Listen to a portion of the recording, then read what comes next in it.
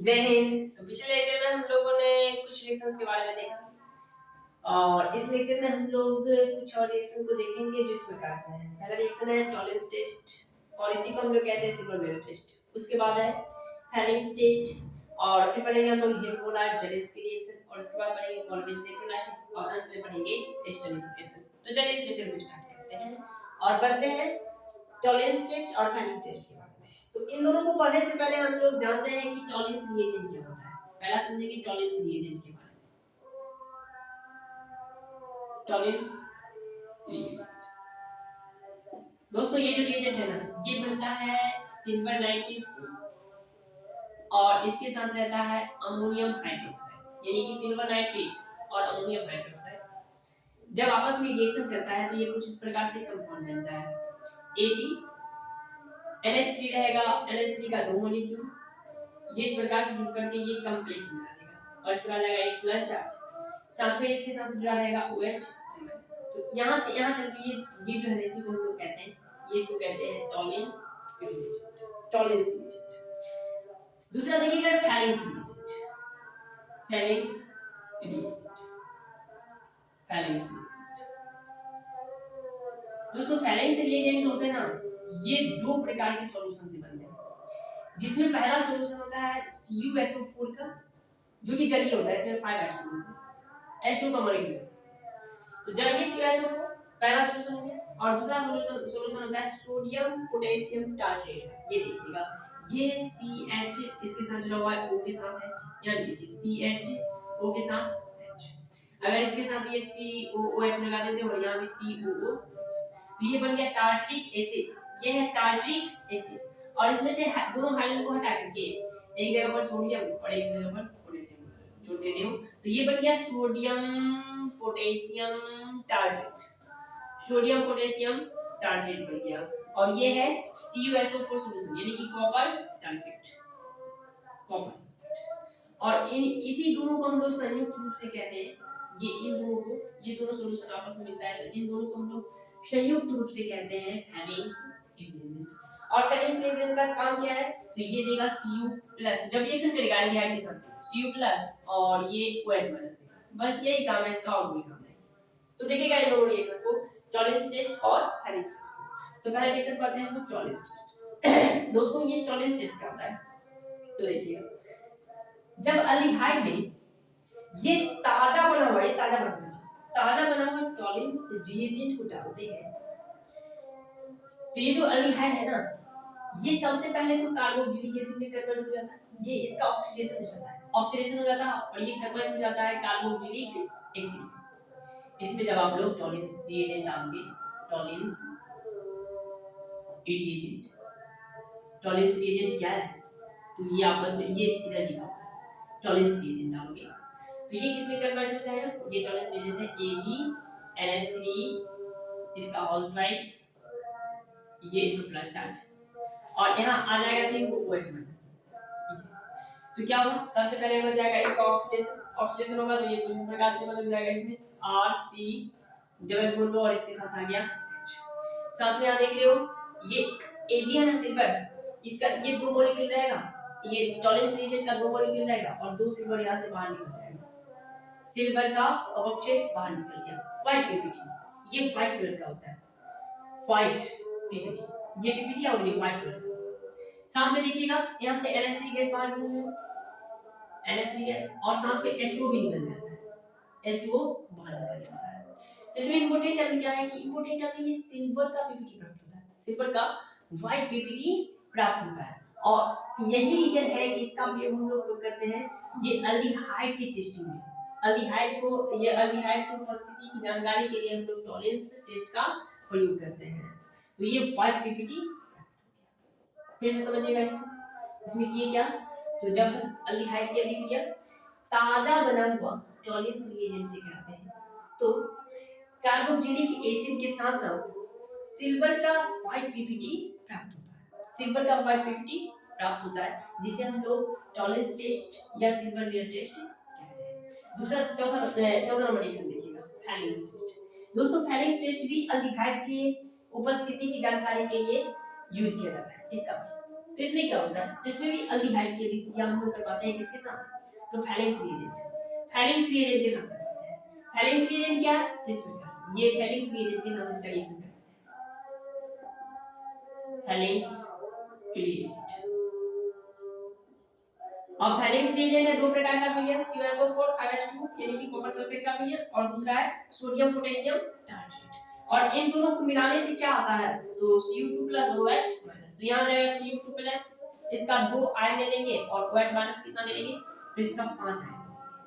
जब ये आपस में रिएक्शन करेगा तो फिर से अल्डिहाइड का ऑक्सीडेशन हो जाएगा और बना लेगा carboxylic acid, RCOOH carboxylic acid बना लिया, और साथ में यहां से Cu2 और एक ऑक्सीजन आएगा तो Cu2O बाहर निकल जाएगा, Cu2O बाहर निकल गया, और साथ में H2O निकल जाएगा बाहर। कितना H2O, तो 3 H2O बाहर निकल जाएगा। बैलेंस भी हो गया रिएक्शन में पूरा, और रिएक्शन बैलेंस इसको चेक कर लेना। तो ये कार्बोक्सिलिक एसिड बन जाएगा। उसके बाद ये जो बन रहा है इसको हम लोग बोलते हैं क्यूप्रिक ऑक्साइड, क्यूप्रिक ऑक्साइड। और ये जो क्यूप्रिक ऑक्साइड है ना, ये रेड कलर का होता है, रेड कलर का। तो फैलेंक्स रिएजेंट जो है यह CuSO4 5H2O इसकी उपस्थिति के कारण होता है ये ब्लू कलर का। लेकिन इस ब्लू कलर में जैसे ही अल्डिहाइड को डालते हैं तो Cu2O का यानी कि क्यूप्रिक ऑक्साइड का रेड कलर प्राप्त होता है, जिससे अल्डिहाइड की उपस्थिति की जानकारी मिलती है।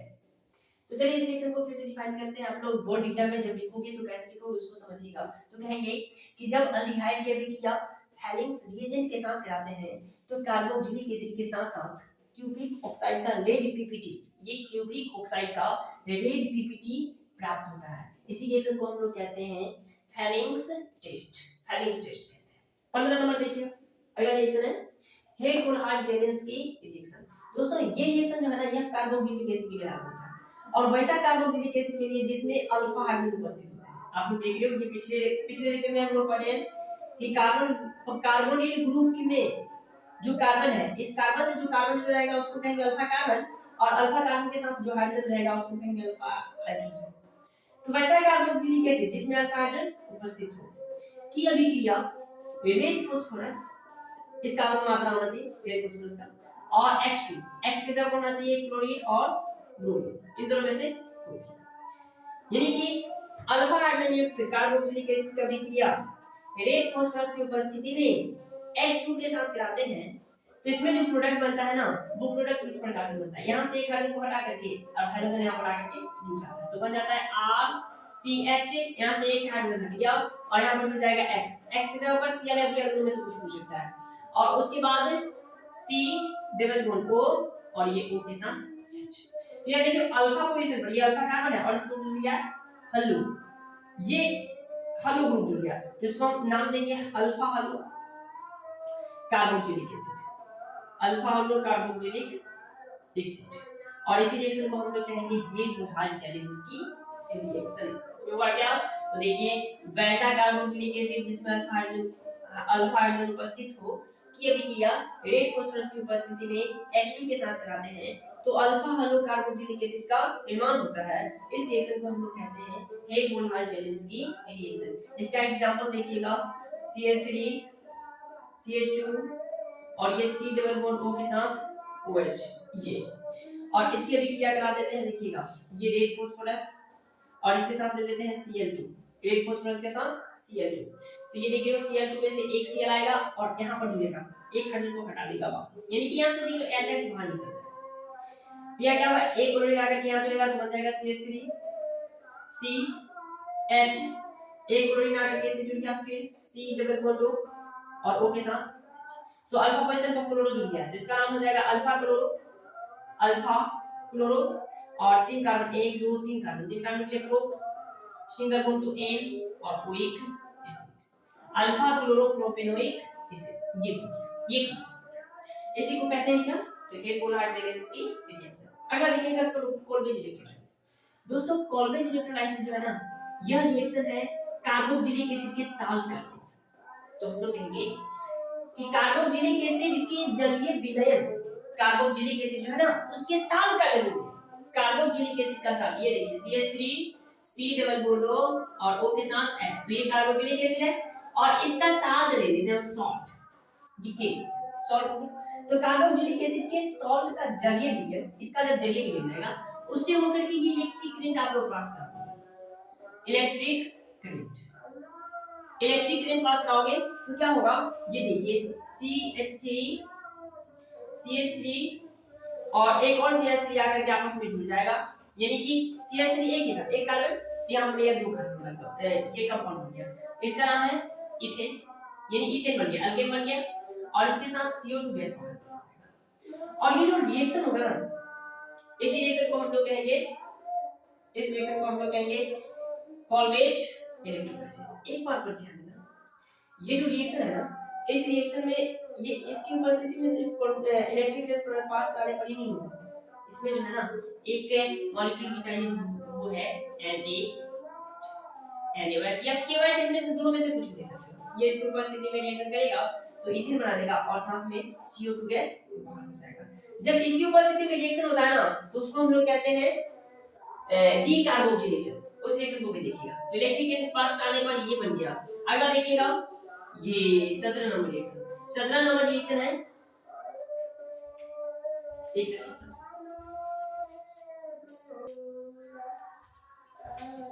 हाँ, तो अगला रिएक्शन है एस्टरीफिकेशन। एस्टरीफिकेशन देखिए, अच्छा इसका एक और रिएक्शन देख लेते हैं। ये सॉल्व हो गया कार्बोक्सिलिक एसिड का। एक बार फिर से एक सॉल्ट ले लेते हैं, CH3 C double bond O और O के साथ N ले लिए। और NO को जब आप लोग सोडा लाइम के साथ गर्म कर दोगे, ये सोडा लाइम क्या होता है, तो NaOH के साथ ले लेते हैं हम लोग NaOH, और इसके साथ रहेगा Ca, इसी को कहते हैं सोडा लाइम। तो जब कार्बोक्सिलिक एसिड के लेवल को सोडा लाइम के साथ गर्म करते हैं तो क्या देख लो, ये इसमें से बाहर हो जाएगा Na2CO3, दो यहां हम दे दो, दो Na तो Na2 और COO तो O3, यानी कि Na2CO3 बाहर हो जाएगा, Na2CO3 बाहर हो गया, और साथ में आप लोग देख रहे हो ये CH3 और इससे आगे एक हाइड्रोजन जुड़ जाएगा, यानी कि CH3 और एक हाइड्रोजन जुड़ा तो CH4, यानी मीथेन बन जाएगा। यानी कि जब कार्बोक्सिलिक एसिड के सोडियम लवण को सोडा लाइम के साथ गर्म करते हैं, यानी सोडियम एसिटेट को सोडा लाइम के साथ गर्म करते हैं तो मीथेन बनता है और साथ में NO2CO3 बाहर हो जाता है। और इसमें आप लोग देख लो कॉल्वेज इलेक्ट्रोलाइसिस में क्या करते हैं, तो कार्बोक्सिलिक एसिड के लवण से इलेक्ट्रिक करंट को पास करते हैं, सिर्फ और सिर्फ इलेक्ट्रिक करंट को पास करते हैं। अगर NaOH रख देंगे तो ये सोडा लाइम की कंडीशन वाला रिएक्शन आ जाएगा और इसको कहेंगे डीकार्बोक्सिलेशन, है ना। तो कार्बोक्सिलिक एसिड के लवण से होकर के इलेक्ट्रिक करंट पास कराते हैं, इसका जलीय विलयन होता है, लवण से होकर के इलेक्ट्रिक करंट पास कराते हैं तो इथेन का निर्माण होता है और इसी को कहते हैं हम लोग कॉल्वेज इलेक्ट्रोलाइसिस। अगला देखिएगा एस्टरीफिकेशन। एस्टरीफिकेशन के बारे में हम लोग पहले ही पढ़ चुके हैं अल्कोहल फेनोलिथर में, और अभी पढ़ रहे हैं, इसमें देखिएगा क्या होगा। तो एस्टरीफिकेशन में जो होता है ना वो कार्बोक्सिलिक एसिड का रिएक्शन है, RCOO इसका रिएक्शन है, RC डबल बॉन्ड O और O के साथ क्या जुड़ा रहेगा, यानी कार्बोक्सिलिक एसिड है। इसका भी क्या करा देते हैं हम लोग अल्कोहल के साथ, R O और यहाँ इसके साथ कराते हैं, तो अल्कोहल से हाइड्रोजन निकलेगा और कार्बोक्सिलिक एसिड से OH निकलेगा, और ये जो रिएक्शन होगा ना ये H+ की कंडीशन होगा, यानी कि एसिडिक मीडियम में होगा। तो H निकला अल्कोहल से और OH निकला कार्बोक्सिलिक एसिड से, ये दोनों निकलेगा और एस्टर का निर्माण करेगा इस प्रकार से, RC डबल बॉन्ड O और यहाँ O के साथ R जुड़ गया, तो ये एस्टर का निर्माण हो गया, और इसी को हम लोग कहते हैं एस्टरीफिकेशन। एस्टरीफिकेशन क्या होता है, हम लोग कहेंगे कि जब कार्बोक्सिलिक एसिड की अभिक्रिया अल्कोहल के साथ एसिड की उपस्थिति में, ये डाइल्यूट होना चाहिए, डाइल्यूट एसिड की उपस्थिति में कराते हैं तो एस्टर का निर्माण होता है, और इस प्रोसेस को, इस प्रक्रिया को हम लोग कहते हैं एस्टरीफिकेशन, एस्टरी कहते हैं। इसका एक एग्जांपल भी दे सकते हो, ये देखिए CH3 C double bond O और इसका रिएक्शन करा देते हैं CH3 OH के साथ, तो इसमें से एक हाइड्रोजन हट गया और इसमें से OH हट गया, तो इसका जो प्रोडक्ट बनेगा इस प्रकार से बनेगा CH3 C double bond O और O के साथ CH, ये बन गया। इसका नाम क्या लिखोगे, तो ये मिथाइल। उसके बाद देख लो इसमें दो कार्बन के लिए एक, सिंगल बॉन्ड के लिए एन, ये दोनों के लिए सिंगल बॉन्ड के लिए एन और अंत में जुड़ जाएगा OH, इसका नाम हो गया मिथाइल ईथर, इसी को कहते हैं एस्टरीफिकेशन। तो उम्मीद करते हैं कि ये तीनों ये पांच रिएक्शन आप लोगों को अच्छे से, क्या रिएक्शन है, हां पांच रिएक्शन है, तो उम्मीद करते हैं कि पांचों रिएक्शन आप लोगों को अच्छे से समझ में आ गया होगा। तो मिलते हैं अगले लेक्चर में। अब हम लोग कार्बोक्सिलिक एसिड की कौन सा, तो केमिकल प्रॉपर्टीज में हम लोग देखेंगे, केमिकल नहीं, हाँ केमिकल प्रॉपर्टीज में ही हम लोग देखेंगे कार्बोक्सिलिक एसिड के एसिडिक नेचर के बारे में पढ़ेंगे। तो चलिए मिलते हैं अगले लेक्चर में कार्बोक्सिलिक एसिड के एसिडिक नेचर के साथ। तब तक पढ़ते रहें, बाय।